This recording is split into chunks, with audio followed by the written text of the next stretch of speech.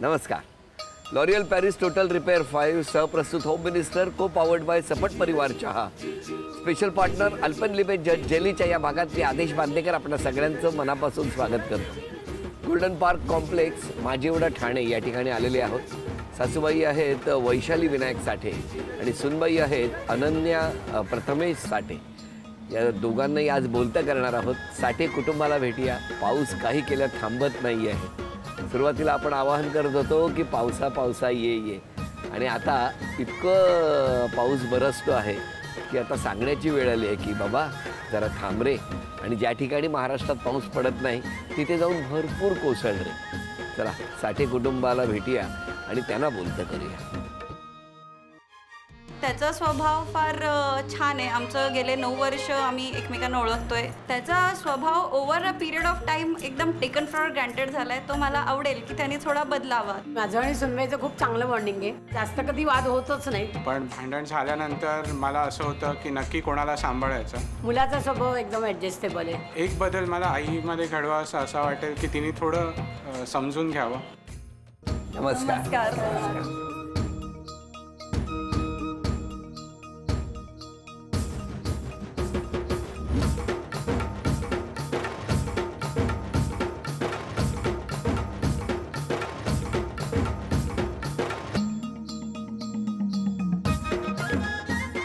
घ्या उखाणा. मंदिराचे वैभव, परमेश्वराची मूर्ती, प्रथमेश रावांचं नाव घेऊन करते इच्छा पूर्ती. अरे वा. द्या ओळख करून.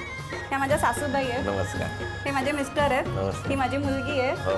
ही माझी मम्मी आहे. नमस्कार. ही माझी आजी आहे. त्या माझ्या आत्ते सासू. नमस्कार. ती माझी मामी. नमस्कार. ते आमचे शेजारी आहेत. ते मामा आहेत. नमस्कार. ते दीर आहेत. हे माझे वडील आहेत. हे माझे सासरे आहेत. नमस्कार. चला सुरुवात करूया आजच्या गप्पात. कुठली शाळा तुमची? भारतीय विद्यापीठ बेलापूर. तुमचं सगळं माहेर इथलं? हो हो बेलापूरमध्ये. हो हो हो. आणि तुमचं बालपण कुठलं? कल्याण. कल्याणला. सुनबाई कशी काय आणली घरात? म्हणजे मुलगा आणि सुनबाई यांची बरेच आधीपासून ओळख होती. काय हो, कुठे ओळख झाली? MBAला कॉलेजमध्ये असतं. कुठलं कॉलेज? बेडेकर कॉलेज, ठाणा कॉलेज. ठाणा बेडेकर. हो. कशी ओळख झाली? MBAला फर्स्ट इयरला आमची ओळख झाली. म्हणजे या कॅप राऊंडमध्ये शेवटच्या येणाऱ्या माहिती होतं, बघितलं होतं. त्यामुळे नंतर नंबर एक्सचेंज केले कारण की आधी त्यांचं 2 आठवड्याचं पोर्शन वगैरे मिस झाला होता. काय झालं? हळूहळू माझं ॲडमिशन लेट झालं होतं आणि त्यात मी थोडी आजारी होते म्हणून ॲडमिशन माझं जॉईनिंग डेट लेट होती. तर ह्याने समोरून मेलवर रिप्लाय केला होता, काय मदत लागली वगैरे तर सांग. तुम्ही यांनाच रिप्लाय केला होता की? नाही, सगळ्यांना आम्हाला कॉमन मेल आला होता. त्यामुळे मी एक जेनरिक मेल टाकला होता सगळ्यांना की काही असेल तर तुम्ही क्वेरी विचारू शकता कारण की कोणीच कोणाला ओळखत नव्हतं. सो एक जस्ट फॉर्मॅलिटी. किती मुली होत्या तेव्हा? 30 मुली होत्या. 30ही मुलींनी तुमच्याचकडे प्रॉब्लेम आणले? नाही. मग ह्यांच्याकडनं शेवटचा प्रॉब्लेम आला त्यामुळे लक्षात काय काय झालं? नाही, मी कॉलेजच्या पहिल्या दिवशी गेले तेव्हा ह्याने येऊन सांगितलं की मीच तो मेल पाठवला होता आणि असं असं आहे, आपण इंटर कॉलेजिएट फेस्ट वगैरेमध्ये करणार आहे, आम्हाला एका स्किटसाठी वगैरे तू करशील का? मग आम्ही त्याच्या थ्रू मैत्री वगैरे झाली आणि नेमका आमचा सिक्वेन्स त्याच्यात एकत्र होता. जास्त अजून प्रॅक्टिस वगैरे हे ते दोघांनी केली, खूप प्रॅक्टिस केली. हो. आणि मग 2 वर्ष खूप घट्ट मैत्री होती. खूप एकमेकांशी गप्पा मारणं, म्हणजे वर्गात असताना गप्पा मारायचं, कॉलेज संपल्यावर गप्पा मारायचं, सुट्टीच्या दिवशी गप्पा मारायचं. गप्पा मारत मारत घरापर्यंत जायचे? नाही, तेवढं वेळ होता. मग त्यानंतर MBA झाल्या आमच्या दोघांना जॉब लागला परेलमध्ये. तर आम्ही ऑफिस सुटल्या परेलमध्ये भेटायचो रोज संध्याकाळी परेल स्टेशनवर. मग असं भेटता ट्रेन सोडायला सुरुवात केली. एक ट्रेन जाऊ दे, दुसरी ट्रेन जाऊ दे, मग कुर्ल्यापर्यंत एकत्र एका ट्रेनमध्ये यायचं. जाऊ दे आता परेलला गर्दी भेटते, VT पर्यंत जाऊन परत कुर्ल्यापर्यंत असं दोघे तुम्ही काय झालं? काय नाही, आम्ही म्हणजे ट्रेनमध्ये चढायचो. मग मी हिला म्हणायचो चल कुर्ल्यापर्यंत मी तुला सोडतो. मग आपण CSTवरनं ट्रेन बदलो. मग कधी कधी मी हार्बर ट्रेननीच कुर्ल्यापर्यंत जायचो. मग मी उतरायचो. मग कधी जास्ती पाऊस असला की परेलवरनं निघायचो, चला वाशीला मूवी बघायला जाऊ कधीतरी. परेलवरून वाशीला? एकदा तर असं झालं, मी याला फोन केला, कुठून तरी इंटरव्ह्यू देऊन आला आणि जस्ट दारात पोचला असेल. मी म्हटलं अरे बॅटमॅन बघायला येतोस का वाशीला? आणि त्याला जस्ट दारात पाव ठेवलं. मला तो काहीतरी 4:30 वाजले. मला 5:30-6चा शो आहे. बरं ठीक आहे येतो, भेट तुम्हाला. पण तुम्हाला घरच्यांनी कोणी बघितलं नाही कधी? आम्हाला घरच्यांनी सोडून सगळ्यांनी बघितलं होतं. तुम्हाला काय अंदाज नव्हता का? नाही, आम्हाला नव्हता अंदाज, पण आम्हाला जरा फ्रेंड्स लोकांनी वगैरे सांगितलं होतं काय की म्हणून? तलावपाळीवर बघितलंय. ठाण्याला तलावपाळी फेमस ना. हां. सांगितलं होतं की ह्याचं नाव प्रथमेश आहे, पण आम्ही घरात त्याला वैभव म्हणतो, की वैभव असतो एका मैत्रिणीबरोबर त्याच्या वगैरे असं. असं जर आम्हाला तुम्हाला आजूबाजूने कळलं होतं. कोणी सांगितलं होतं? असंच बिल्डिंगमधले किंवा माझे Building? ऑफिसचे फ्रेंड्स वगैरे असं. अच्छा, मग त्यांना असं सवय होती का दुसऱ्यांची? कारण त्या लहानपणापासून त्याला ओळखतात. अच्छा. तुमच्या घरी? नाही ॲक्च्युली त्याने मला मी एकदा आजारी होते म्हणून आठवडाभर ऑफिसला गेले नाही. मग तो शनिवारी बोलला मी तुला भेटायला येतो. म्हटलं हा घरी काय येतोय असं. आणि मग घरी आला 2 तास बसला, जातच नव्हता. आणि म्हणजे मला वाटलं आता मी आराम करेन वगैरे. म्हटलं का जात नाही बरं, काय बोलतही नव्हता. मग त्याला सोडायला वगैरे गेले आणि पाठ वळली आणि मला मेसेज आला तू खूप आवडतेस. हे तुम्ही आजारी असताना सांगितलं? भेटायला आले होते. मग तुम्ही बरं झालं, तुम्हाला बरं वाटलं? मी म्हटलं मैत्री आपली संपेल. पण मग हे 2 तास तुमच्या घरात बसले होते, त्या घरच्यांना काही संशय नाही आला? नाही फक्त मम्मी होती आणि मग जेवायची वेळ वगैरे होते तर वाढणं वगैरे, जेवण वाढणं अरे, हे. जेवून घेऊन गेले ते? हा. बघायला आले आणि जेवून गेले? हा तिला अचानक सांगितलं एक मित्र येतोय आणि ती ते ऍक्च्युली आधी घरी कोण नव्हतं. मग मम्मी आली आणि म्हटली अरे तासभर तो पोरगा बिचारा बसलाय. मग तिने पटापट स्वयंपाक जे काय होतं करून दिला. मग त्याच्यात अजून 1 तास गेला. ते निघावे असं तुम्हाला वाटत होतं की नव्हतं? आता तेवढं नाही आठवत, पण मला असं वाटतं त्याला काहीतरी सांगायचं एवढं कळत होतं. कारण का आमची खूप घट्ट मैत्री होती. त्याने प्रपोज केल्यावर पण तेच म्हटलं अरे आपली खूप कम्फर्ट झोन आहे, तो कुठेतरी मिस होईल आणि नाही जमलं काही. त्यांनी मग 4-5 दिवस बोललाच नाही माझ्याशी. बापरे. मग आणि पावसाचे दिवस आणि ह्याचा संपर्क होत नव्हता. मला वाटलं कुठे अडकलाय, काय झालं. मग मी फोन केला, मी रडायला लागले अरे तू कुठे आहेस, काही सांग ना, तू काय झालं. तर तुला फ्रेंडशिप ठेवायची काय, तू मला सांग मग मी पुढचं सांगतो. मग ते म्हटलं बरं ठीक आहे. तर एवढं रडत होतं. अच्छा, रडले म्हणून हो म्हणा. नाही मी रडले. आता कोण रडतंय? असं आता होय स्वतः म्हणाले मी. पण मग काय सुनेबद्दल काय सांगणार, कशी आहे सून? म्हणजे हाऊस आहे तिला सगळ्याची. ट्रॅडिशनल सगळं आवडतं. बरं. हां, नऊवारी साडी वगैरे सांगितली असते तरी पण नेसतेस तिने आज. सगळं आणि खूप हेल्पिंग. उत्साही आहे. उत्साही आहे. पण मग सासूबाईंबद्दल काय म्हणणं आहे तुम्ही? त्या पण ॲक्च्युली आमचं नेचर खूप साधेच आहे. त्या पण खूप उत्साही असतात. त्यांना पण सगळ्यात खूप इंटरेस्ट असतो आणि त्यांना ते माहिती असं की हिला खूप इंटरेस्ट आहे तर ते तेवढं शिकवतात, हे करतात. आमचं म्हणजे माझं वेगळं आहे, आमच्याकडचं वेगळं आहे, यांच्या तर शिकवतात की असं कर तसं कर, त्याला हे असं आवडतं. हे सगळं व्यवस्थित आहे. हो. आता किती वर्ष झाली लग्नाला? नोव्हेंबरमध्ये 3 होतील. पण मग तुमच्या घरी कळलं कसं? आम्ही ऑफिशियली सांगितलं. त्याने आधी त्याच्या घरी सांगितलं की मला त्या मुलीशी लग्न करायचं असं त्याने स्वतःहून सांगितलं. तुमच्या घरी काय प्रतिक्रिया? मी जरा 2 वर्ष 3 वर्षाने सांगितलं, म्हटलं की असं असं आहे वगैरे. तर मला आता रिॲक्शन एक्झॅक्टली आठवत नाही, पण होकार होतं.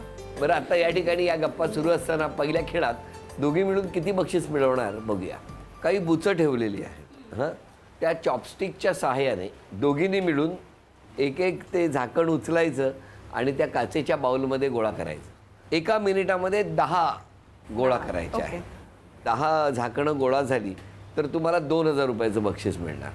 नाहीतर जितकी झाकणं गोळा होतील त्या प्रत्येकाला 100 रुपये मिळणार. चालेल. बघूया काय होणार. तुमची वेळ सुरू होते आत्ता. बरोबर.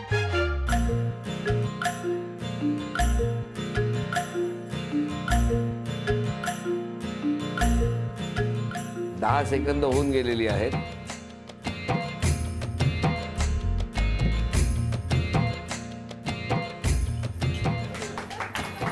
तीस सेकंद झालेली आहेत.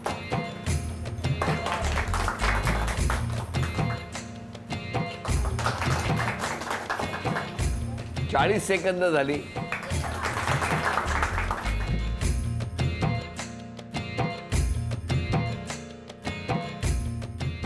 10, 9, 8, 7, 6, 5, 4, 3, 2, 1.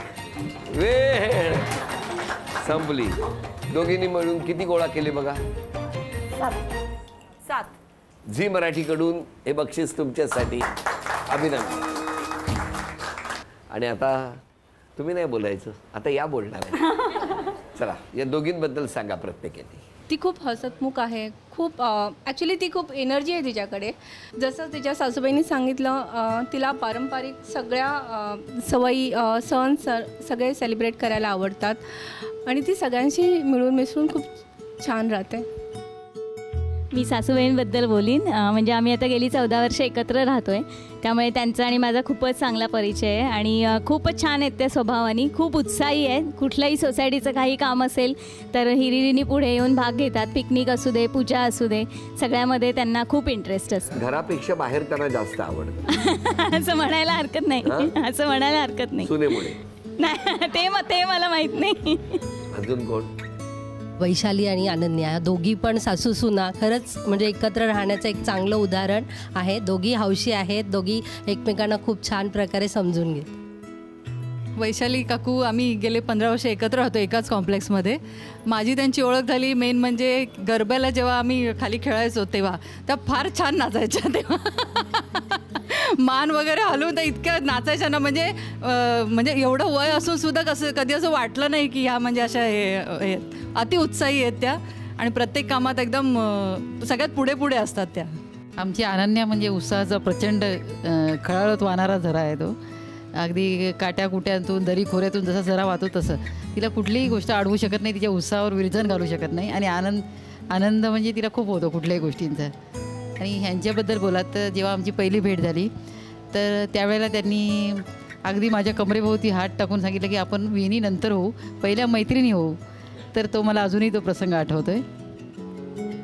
आमची अनन्या म्हणजे सुपर टॅलेंटेड म्हटलं तरी चालेल आणि कुठच्याही कठीण प्रसंगातून कुठचाही कसाही मार्ग ती काढेल. तिला एवढं फुल्ली इंडिपेंडंट केलेलं आहे की आम्हा दोघांनाही पण तिची विशेष काळजी करायची कधीच गरज भासली नाही. ती प्रत्येक डिसिजन स्वतःचं घेते आणि त्याचं इम्प्लिमेंटेशन पण करते.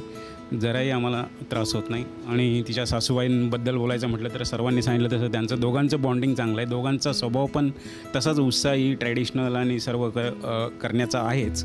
सासरे बोल. सुनबाई तर चांगल्या आहेतच आणि त्यांना नवीन काही पदार्थ करायचं असेल तर त्या सासूबाईंना सांगतात की बाबा मला मोदक करायचे आहेत. तर परवा असंच झालं, त्यांनी सारण तयार केलं पण त्या म्हणाल्या की तुम्ही तयार केलं पण मला तयार करायचं आहे. म्हणून मग परत आम्ही एक नारळ खवला आणि त्यांना सांगितलं की आता तुम्ही तो नारळ हे जवळ तयार करा. त्यामुळे तुम्हाला 2-2 नारळ आणावे. 2-2 नारळ नाही आणलेले होतेच, पण एवढं माहिती नव्हतं की त्यांनी केलेलं त्यांना पसंत पडेल की नाही किंवा त्यांना स्वतःहून करायचं होतं. त्यामुळे त्या म्हणाले की नाही मला स्वतः करायचं आहे. आणि मग त्यांनी दोघींनी मिळून मोदक तयार केले फार चांगल्या प्रकारे. आणि दोघांना घरामध्ये चांगलं बोलल्याशिवाय पर्याय नाही. बरोबर आहे, बरोबर आहे. सुनेने एखादा केलेला पदार्थ तुम्ही शिकायचा प्रयत्न केलाय की नाही? हो केलेला आहे, पण नॉनव्हेज तर मी त्याच्यामध्ये जास्त हे नसतं. म्हणजे पास्ता बनवू, पिझ्झा बनवू, ते पारंपरिक ते आता मला यांच्याकडे आळूच्या फदफद असं बनतं ते त्याला आवडतं असं मला कळलं. त्यांच्याकडून ते पण शिकून घेतलं, म्हणजे सगळं कडचं असं नाही. आता आळूचं फतफद करता तुम्ही, कुठल्याही पदार्थाचं फतफद नाही ना करत, तर तेवढं पण. बरं, आता ह्या ठिकाणी काही प्रश्न विचारणार, तुम्ही उत्तरं द्यायची आहे. दोघींपैकी गरज नसताना खर्च कोण जास्त करतं? सुनबाई काय नाही करत. आता त्यांनी सांगितलं. नीटनेटकेपणा दोघींपैकी जास्त कोणाला आवडतं? म्हणजे मला घर सजवायला असं हे आवरून ठेवायला, मग मी कुठले कुठले इंटिरियर्सचे पेजेस बघून तसं थोडं. दोघींपैकी फोटो काढायची आवड जास्त कोणाला? भरपूर फोटो, कुठेही गेलात फोटो काढा.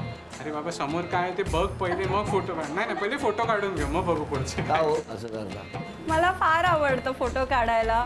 म्हटलं आता तर डिजिटल आहे ना, तर जास्त काढले तर चालतात. आधी 36च असायचे. जेवण बनवण्याचा कंटाळा या दोघींपैकी कोणाला? अरे सगळे उलटच आहे इकडे. आणि दोघींमध्ये आळशीपणा जास्त कोण करत?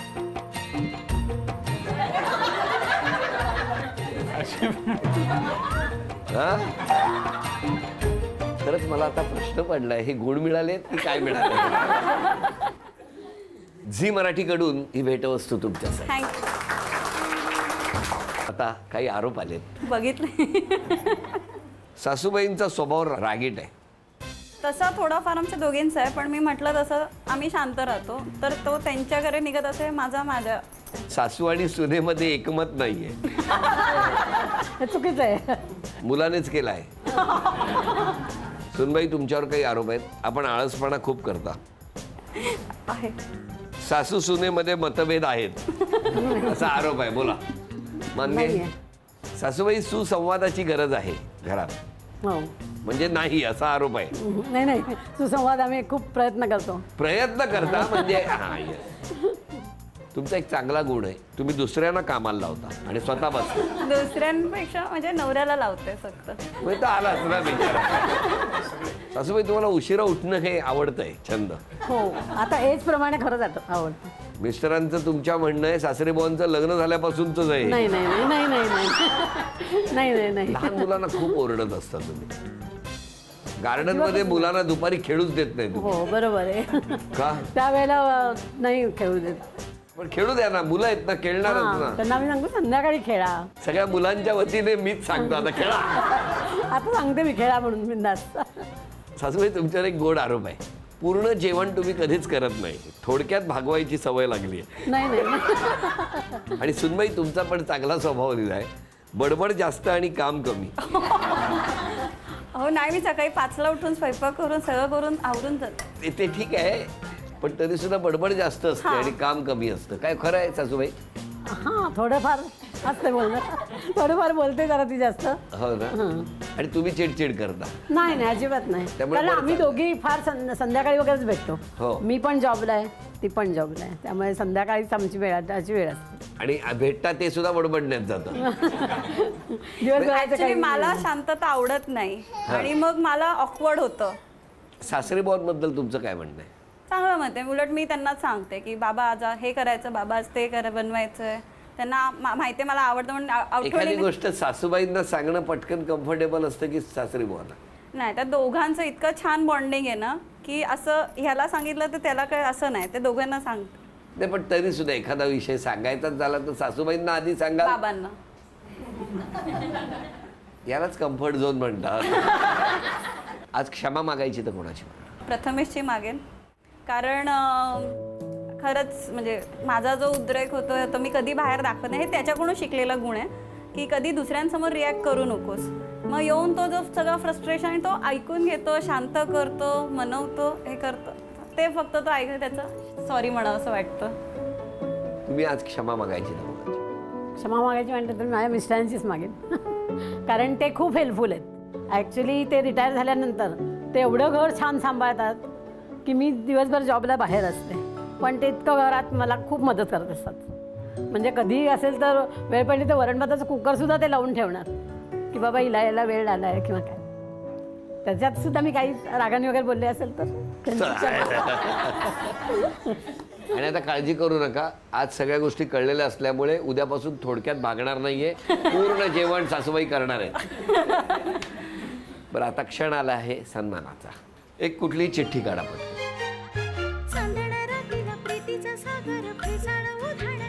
सासूबाई सांगा, पैठणी कुणाला मिळाली पाहिजे?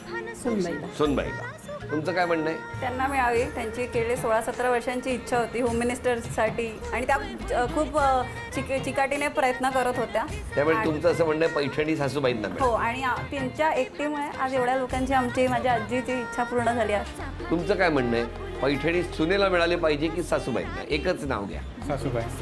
आता चिठ्ठी तुम्ही काढली आहे, त्यामुळे आता चिठ्ठी कुठली काढली आहे हे सुद्धा महत्वाचं आहे ना.